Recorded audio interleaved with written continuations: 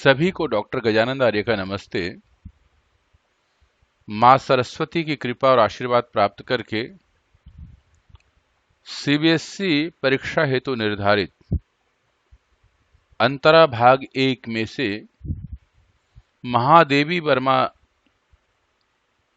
के माध्यम से लिखित जाग तुझको दूर जाना, सब आंखों के आंसू उजले, इन दोनों कविताओं की व्याख्या पिछले वीडियो में अध्ययन किया, लेखिका का परिचय का अध्ययन किया और तीसरे वीडियो में हम प्रश्नोत्तर के बारे में समझ रहे हैं। जाग तुझको दूर जाना, प्रश्न 1। जाग तुझको दूर जाना कविता में कवयित्री मानव को किन विपरीत स्थितियों में आगे बढ़ने के लिए उत्साहित कर रही हैं?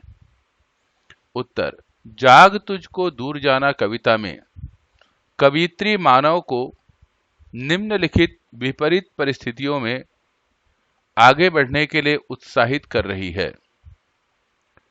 वे कह रही हैं कि हिमालय के हृदय में कंपन हो रहा हो, इससे भूकंप की स्थिति बन सकती है, लेकिन तुझे आगे बढ़ना है। इस कंपन से तुम्हें डरना नहीं है। प्रलय की स्थिति बन गई हो, ऐसी स्थिति में मनुष्य घबरा जाता है, लेकिन तुम्हें आगे बढ़ते रहना है। चारों तरफ घना अंधेरा छाया हुआ है, तुझे इन परिस्थितियों में कुछ भी दिखाई न दे, फिर भी तुम्हें आगे बढ़ना है। प्रश्न 2। मोम के बंधन और तितलियों के पर का प्रयोग कवयित्री ने किस संदेश में किया है और क्यों? मोम के बंधन का संदर्भ कवयित्री ने स्त्री के बाहों में बंधन से लिया है। उसके अनुसार ये बंधन एक व्यक्ति को आगे बढ़ने से रोक सकते हैं। अतः लेखिका उससे पूछती है कि क्या तू इन बंधनों के कारण रुक जाएगा? इसी प्रकार की कवयित्री तितलियों के पर को यौवन से युक्त युवतियों के प्रति युवक के आकर्षण को अभिव्यक्त कर रही है। कवयित्री व्यक्ति को इन आकर्षण से स्वयं को मुक्त करने के लिए प्रेरित करती है। प्रश्न 3। कवयित्री किस मोह बंधन से मुक्त होकर मानव को जागृति का संदेश दे रही हैं? कवयित्री व्यक्ति को अपने परिजनों के मोहपूर्ण बंधन से मुक्त होने का संदेश देती है। उसके अनुसार मनुष्य के मार्ग में ये बंधन सबसे बड़े बाधा होते हैं। ये बंधन मनुष्य को आगे नहीं बढ़ने देते हैं। इसमें उसकी प्रेमिका के बाहों का बंधन भी है, जो उसे रोके रखता है। कवयित्री इस बंधन को तोड़कर मानव को आगे बढ़ने के लिए प्रेरित करती है। प्रश्न 4। कविता में अमरता सूत का संबोधन किसके लिए और क्यों आया है? उत्तर, कवयित्री के अनुसार जो व्यक्ति जीवन मार्ग पर चलता है वह अमरता सूत है। आत्मा या जीवात्मा अमर होती है, वह न कभी मरती है और न जल सकती है। वह अमर अजर है, वह परमात्मा का ही अंश है। यही कारण है कि हर व्यक्ति में विद्यमान आत्मा को अमरता सूत कहा गया है। प्रश्न 5। जाग तुझको दूर जाना स्वाधीनता आंदोलन की प्रेरणा से रचित यह एक जागरण गीत है। इस कथन के आधार पर कविता की मूल संवेदना को लिखिए। इस गीत की रचना तब की गई थी जब भारत में स्वतंत्रता की लहर उठनी प्रारंभ हो रही थी। देशवासी आजादी तो चाहते थे, परंतु उस लड़ाई में प्रत्यक्ष रूप से भाग लेने में डर रहे थे। इसके पीछे बहुत सारे कारण विद्यमान थे। वे स्वार्थवश और आलस्यवश चुप थे। उनके अंदर देशभक्ति की भावना जागृत करने के लिए जागरण गीतों की रचना हुई।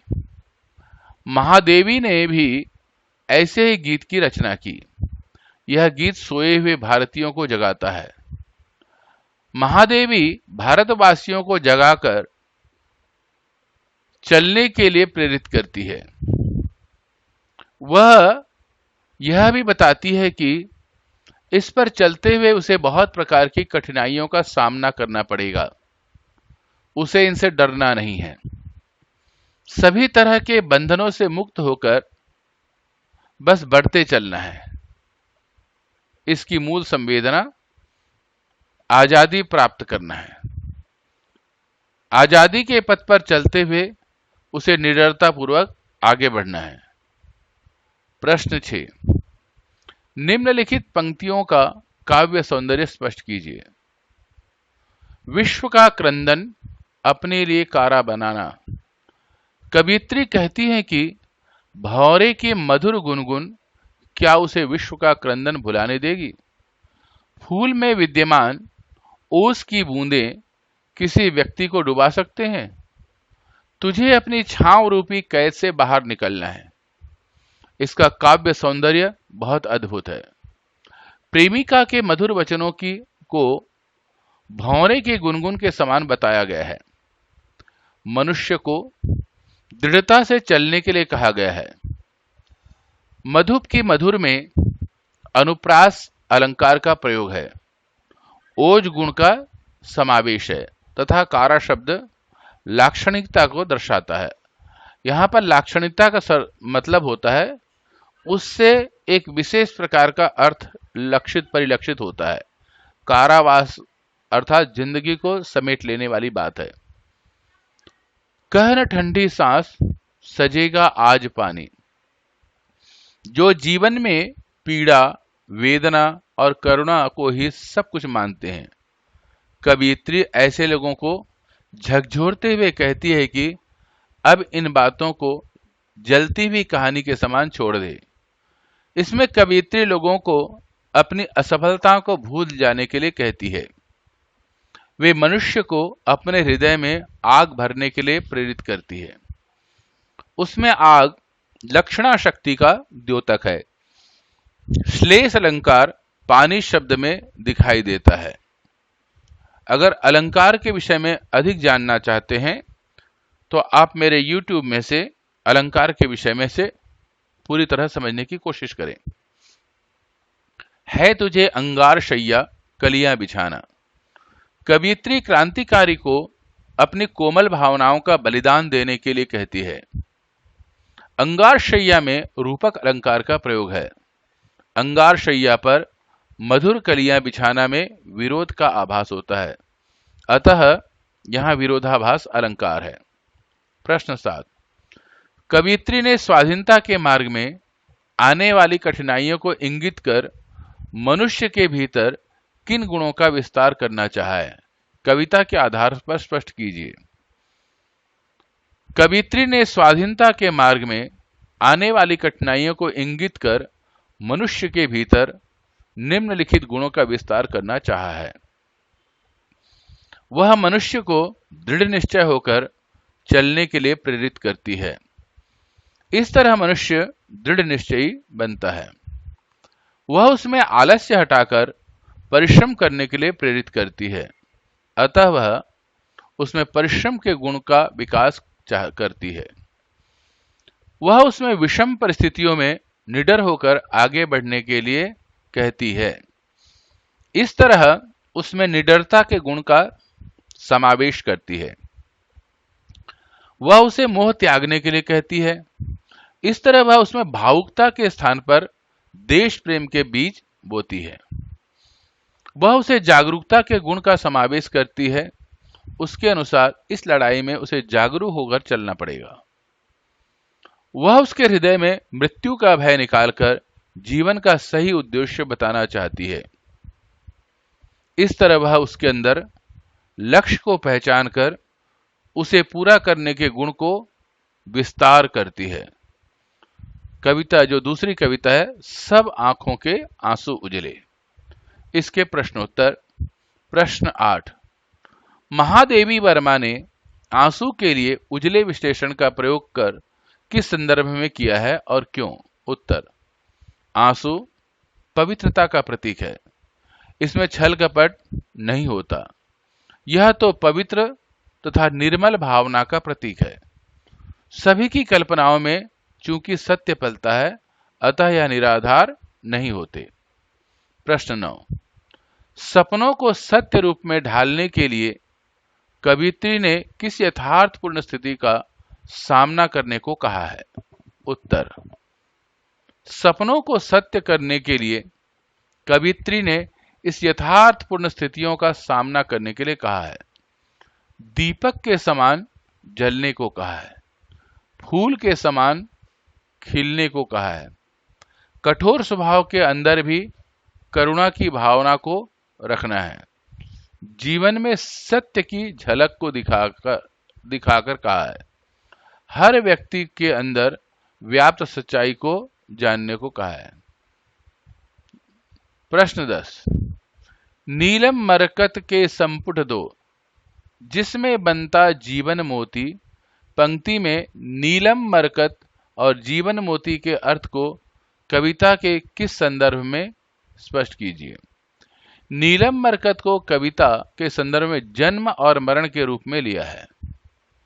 जीवन मोती को जीवन के स्वाभाविक रूप में बताया गया है, जो जन्म और मरण के मध्य बनता है। प्रश्न 11, प्रकृति किस प्रकार मनुष्य को उसके लक्ष्य तक पहुंचाने में सहायक सिद्ध होती है? कविता के आधार पर स्पष्ट कीजिए। प्रकृति विभिन्न रूपों के माध्यम से मनुष्य को उसके लक्ष्य तक पहुंचाने में सहायक सिद्ध होती है। इसमें फूलों में व्याप्त मकरंद, दिए की लौ, झरनों के पानी का चंचल रूप में बहना, प्रकृति का करुणा रूपी जल, आकाश के तारे, बिजली और बादल, अंकुर फूटते हुए बीज इत्यादि मनुष्य के लिए प्रेरणा स्रोत के रूप में कार्य करते हैं और मनुष्य की सहायता करते हैं। मनुष्य इन्हें देखकर उत्साहित होता है और आगे निडरता पूर्वक बढ़ता है। प्रश्न 12, निम्नलिखित पंक्तियों का भाव स्पष्ट कीजिए। आलोक लुटाता वह। भाव यह है कि दीपक स्वयं जलकर संसार में प्रकाश को फैलाता है तथा फूल खिलकर अपनी सुगंध फैलाता है। अपने कार्य से दोनों पक्के साथी हैं। ध्यान दिया जाए तो दोनों में इस समानता के बाद भी अंतर है। दीपक खिल नहीं पाता है और फूल जल नहीं सकता है। अतः स्वभावगत विशेषता के कारण दोनों अलग अलग हैं। यही इनका सत्य है। भाव यह है कि इस संसार में बहुत से मनुष्य रहते हैं, उनमें कुछ समानताएं हो सकती हैं, इस पर अलग अलग व्यक्तित्व के स्वामी हैं जो उन्हें अलग कर देती है। ख, नभ तारक सा। एक व्यक्ति आकाश के तारों के जैसा है जो टूटे फूटे होते हुए भी प्रसन्नता से सुरधारा, जिसे आकाश गंगा भी कहते हैं, को चूमता है। दूसरा अंगारों के समान मधुरस का पान करते हुए केसर रूपी किरणों के जैसे झूम रहा है। ये दोनों अपने तरीके से जीवन के ढंगों को अपना रहे हैं। बहुमूल्य बनी रहने की इच्छा में स्वर्ण को भी टूटते हुए देखा है या हीरे को कभी पिघलते पाया है। दोनों स्वयं के अस्तित्व के लिए जी रहे हैं। भाव यह है कि मनुष्य को अपना मूल्य समझाने के लिए गलत मार्ग में चलने की आवश्यकता नहीं। यह निरंतर परिश्रम और प्रयास से अपने को संसार में आदर्श रूप में स्थापित कर सकता है? इस प्रश्न का उत्तर और गहराई से समझने के लिए आप व्याख्या वाले प्रकरण में देख सकते हैं। प्रश्न 13, काव्य सौंदर्य स्पष्ट कीजिए। संस्कृति के प्रति पग में मेरी। प्रस्तुत पंक्ति में प्रति पग में अनुप्रास अलंकार की छटा है। इन पंक्तियों में रहस्यवाद के दर्शन मिलते हैं। यही कारण है कि भाषा में रहस्यात्मक का प्रभाव दिखाई देता है। प्रश्न 14, सपने सपने में सत्य ढला। पंक्ति के आधार पर कविता की मूल संवेदना को स्पष्ट कीजिए। इस पंक्ति के आधार पर कविता की मूल संवेदना यह दृष्टिगोचर होती है कि हर मनुष्य का अपना सच है, यही वास्तविकता है और यही सत्य मनुष्य को अपने लक्ष्य तक पहुंचाती है।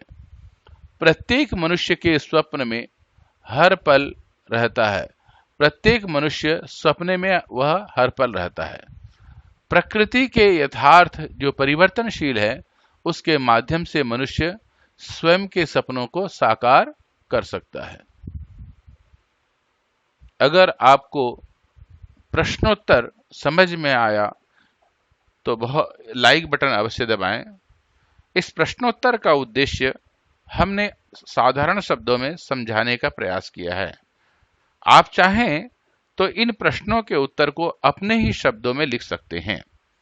अगर आपको यह पसंद आया तो सब्सक्राइब बटन अवश्य दबाएं, जिससे अगला वीडियो आपको प्राप्त हो जाएगा। साथ में इसे कुछ अपने मित्रों को अवश्य भेजें और उन्हें भी सब्सक्राइब बटन दबाकर इसमें अवश्य जोड़ें। हिंदी भारत की राजभाषा है, इसका विकास करना आपका और हमारा उद्देश्य है। इसीलिए मिलकर के हम हिंदी साहित्य के विकास के लिए कार्य करें। इसके लिए सबसे पहले सब्सक्राइब बटन दबाएं और अगर आप कुछ लिखना चाहते हैं तो अवश्य लिखें, और ताकि अगले वीडियो में उसको सुधारा जा सके। सभी को डॉक्टर गजानंद आर्य का पुनः नमस्ते। अगले वीडियो में हम फिर मिलेंगे। इसके साथ सबको फिर नमस्ते।